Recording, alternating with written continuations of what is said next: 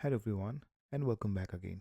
Last video में हम लोगों ने कवर किया था EC2 इंस्टेंस की प्राइसिंग ऑप्शंस को, जहाँ पे हम लोगों ने मल्टीपल EC2 इंस्टेंस को देखा था, जैसे कि on demand instance, reserve instance, saving plans, spot instances, dedicated host, dedicated instances और कैपेसिटी रिजर्वेशन। इस वीडियो में हम लोग कवर करने वाले हैं स्पॉट इंस्टेंस के एक और नए फीचर को, जो कि स्पॉट फ्लीट कहते हैं। स्पॉट फ्लीट बेसिकली AWS जो है आपको अलाउ करता है कि आप मल्टीपल स्पॉट इंस्टेंस की रिक्वेस्ट और उसको मैनेज कर सको ऑटोमेटिकली। मतलब कि 10 या 20 EC2 इंस्टेंस हमें लॉन्च करने की कोई ज़रूरत नहीं है। स्पॉट फ्लीट जो है वो ऑटोमेटिकली खुद संभालेगा। इसमें बेसिकली जो आपकी टारगेट कैपेसिटी होती है वो आपको डिफाइन करनी पड़ती है, कितना चाहिए।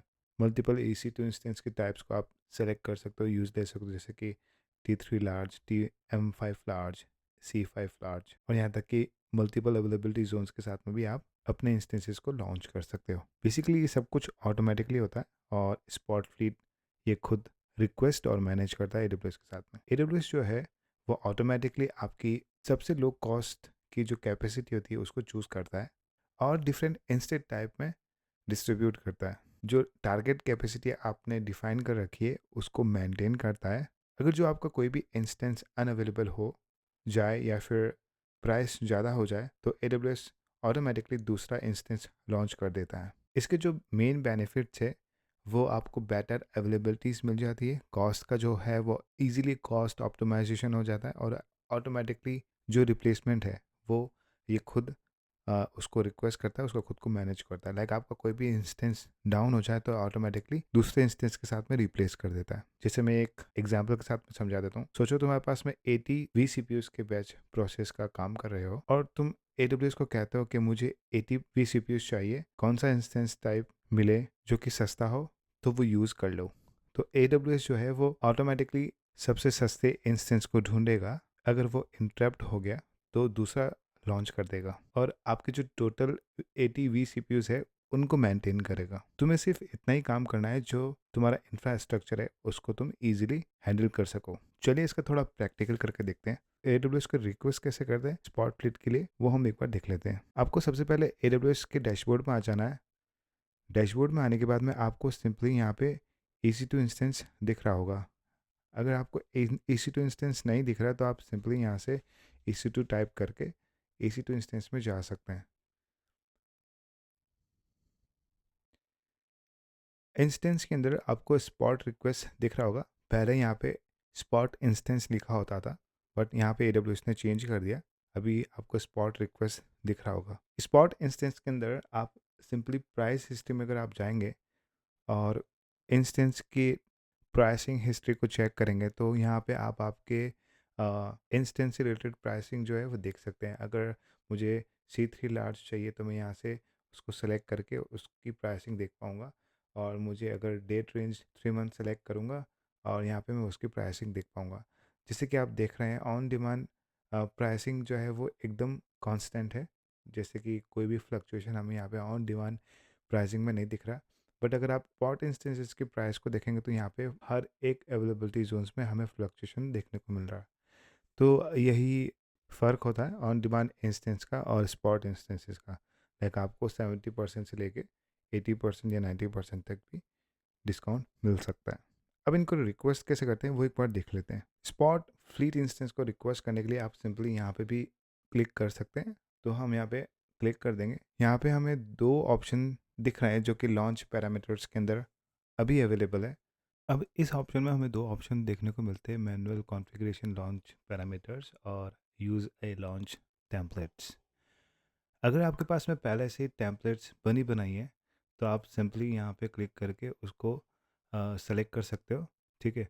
और अगर हम रियल वर्ल्ड की बात करें जो मोस्टली यूज़ आता है तो वो यूज़ अ लॉन्च टेम्पलेट्स ज़्यादातर लोग यूज़ लेते हैं प्रोडक्शन में। मैनुअल कॉन्फ़िगरेशन का मतलब ये है कि अगर आपको जो भी कॉन्फ़िगरेशन है, जैसे कि AMIs, की पैरामीटर्स, की पेयर्स, नेटवर्क या फिर इंस्टेंस से रिलेटेड सारा कुछ, तो आप वो मैनुअली खुद पैरामीटर पास करोगे। जो जैसे जैसे पैरामीटर्स पास करोगे वैसे वैसे वो चीज़ें बनाता जाएगा। जैसे कि आप यहाँ पे देख सकते हैं मेरी AMIs है, तो यहाँ पे अमेजोन लिनक्स है विद LTS है और मेरे जो SQL सर्वर है वो ऑटोमेटिकली इसमें इंस्टॉल्ड होके मुझे लॉन्च होगा।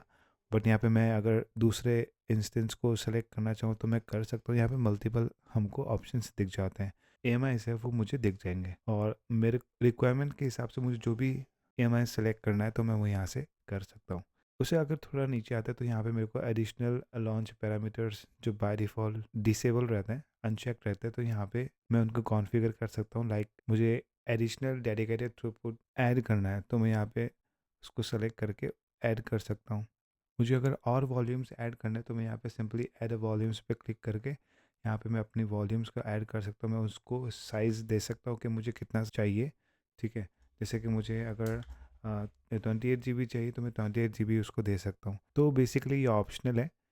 इसमें आप अगर आपकी रिक्वायरमेंट्स के हिसाब से अगर आपको और ज़्यादा वॉल्यूम्स इसमें ऐड करने हैं तो आप यहाँ से कर सकते हैं। बट अभी हमें नहीं करने तो हम सिंपली इसको अनचेक कर देंगे। अगर आप आपके इंस्टेंसेस को जो है वो शेल पर लॉगिन करना चाहते हो या फिर आपकी प्राइवेट की या पब्लिक की को जनरेट करना चाहते हो तो सिंपली हम यहाँ पे अपनी की का नेम दे के उसको क्रिएट कर सकते हो, जिससे आपका जो आपका इंस्टेंस है वो आपके लोकल सिस्टम पे SSH के थ्रू कनेक्ट हो जाए। एडिशनल रिक्वेस्ट डिटेल, ये एक तरीके से फ्लीट की लाइफ टाइम सेटिंग है जहाँ पे आप बेसिकली ये बताता है कि ये जो फ्लीट है वो कितने टाइम तक एक्टिव रहेगा और एक्सपायर होने के बाद में इंस्टेंस का क्या होगा। और आई एम फ्लीट रोल का काम जो रहता है वो बेसिकली ये रहता है कि वो AWS को परमिशंस देता है कि स्पॉट इंस्टेंसेस को लॉन्च कर सके, टर्मिनेट कर सके और रिप्लेस कर सके, लोड बैलेंसर को अटैच कर सके अगर हो तो। बेसिकली ये रूल जो है वो AWS को बोलता है कि भाई मेरी तरफ से जो भी तो इंस्टेंस मैनेज कर सकता है तो उनकी सेटिंग्स ये है। उसे अगर थोड़ा नीचे देखें तो यहाँ पे टारगेट कैपेसिटी हमें देखने को मिलती है, जहाँ पे हम AWS को बता सकते हैं कि हम कितने इंस्टेंस लॉन्च करना चाहते हैं। चाहे तो यहाँ आप इंस्टेंस के हिसाब से भी टारगेट की कैपेसिटीज़ को दे सकते हैं, या vCPUs के हिसाब से भी दे सकते हैं, या फिर मेमोरी के हिसाब से भी आप दे सकते हैं। बेसिकली एक पोल है, एक रेंज है जहाँ पे आप मल्टीपल इंस्टेंस को लॉन्च कर सकते हैं अगर जो आप इंस्टेंस पे सेलेक्ट करते हैं। और अगर मैं यहाँ पे 1 की जगह 10 यूज़ लूँगा तो मेरे पास 10 जो स्पॉट इंस्टेंसेस है वो क्रिएट हो जाएंगे। अगर जो आप इस ऑप्शन को सिलेक्ट करते हो तो ये बेसिकली क्या करेगा, अगर जो आपका इंस्टेंस टर्मिनेट हो जाए या फिर इंटरप्ट हो जाए तो ये ऑटोमेटिकली दूसरे इंस्टेंस को लॉन्च कर देगा। जैसे कि आप कोई भी प्रोडक्शन के वर्कलोड्स करें तो ये उसके लिए बेस्ट ऑप्शन है, बेस्ट प्रैक्टिस है। यहाँ पे भी आप मल्टीपल इंटरप्शन के बिहेवियर्स को सेलेक्ट कर सकते हैं, जैसे कि टर्मिनेट हो गया या फिर स्टॉप हो गया या फिर हाइबरनेट पे आपका इंस्टेंस चला गया तो ये ऑटोमेटिकली न्यू इंस्टेंस क्रिएट कर देगा। अगर जो आप इस इंस्टेंस को एक मिनिमम कॉस्ट देना चाहते हैं तो आप सिंपली यहाँ पे चेक मार्क कर सकते हैं और यहाँ पे आपके इंस्टेंस की प्राइस AWS को दे सकते हैं कि मेरा पर आवर में इतनी कॉस्ट जो है वो देना चाहता हूँ। मतलब कि अगर आप ऑन डिमांड इंस्टेंस अगर 1 घंटे के लिए यूज़ लेते हैं तो वो $5 आपको चार्ज करेगा। बट अगर आप स्पॉट इंस्टेंस का यूज़ ले रहे हैं तो वो आपको अप्रॉक्स $1 जो है वो चार्ज करेगा या फिर मिल रहा है। बट ये थोड़ा सा रिस्की रहता है। स्पॉट इंस्टेंसेस जो रहते हैं वो कभी भी इंटरप्ट हो सकते हैं, बट इंटरप्ट होने से पहले हमें 2 मिनट का नोटिस जो है वो मिल जाता है, जिसमें हमारे जो भी रनिंग टास्क रहते हैं वो हम हमारे दूसरे वॉल्यूम्स में सेव कर सकते हैं। अगर हम उससे थोड़ा सा और नीचे आते हैं तो यहाँ पे हमको नेटवर्किंग का ऑप्शन मिल जाता है, जहाँ पे हम हमारे इंस्टेंस के ऊपर अपने नेटवर्क को इम्प्लीमेंट कर सकें। यानी कि आपका जो स्पॉट इंस्टेंस है वो डिफ़ॉल्ट VPCs के अंदर चलेगा, जो कि आपके AWS के एंड पे डिफ़ॉल्ट VPCs नेटवर्क जो है वो बन रखा है।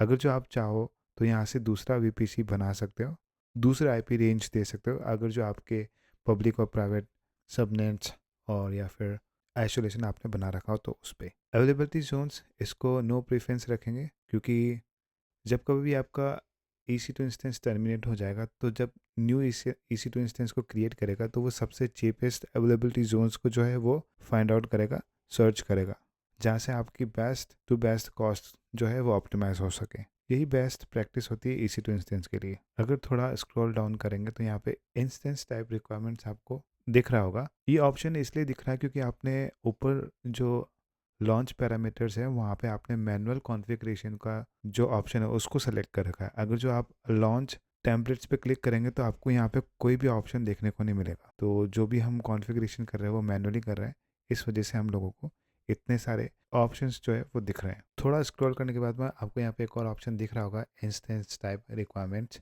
यहाँ पे भी हमको 2 ऑप्शन जो है वो मिलते हैं। स्पेसिफिक इंस्टेंस के एट्रीब्यूट्स को अगर हम मैच करके उसकी रिक्वायरमेंट्स को फुलफ़िल करेंगे तो हम हमारे स्पॉट इंस्टेंस को बना सकते हैं।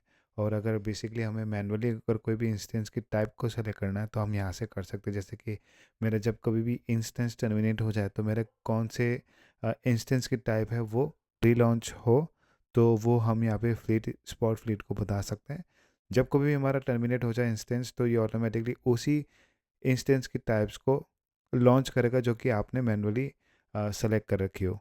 तो अभी हमें मैनुअली सेलेक्ट नहीं करनी, तो हम स्पेसिफिक इंस्टेंस एट्रीब्यूट पे सेलेक्ट कर लेंगे। अब यहाँ पे हमें जो टारगेट कैपेसिटी है वो यहाँ पे हमको देनी है।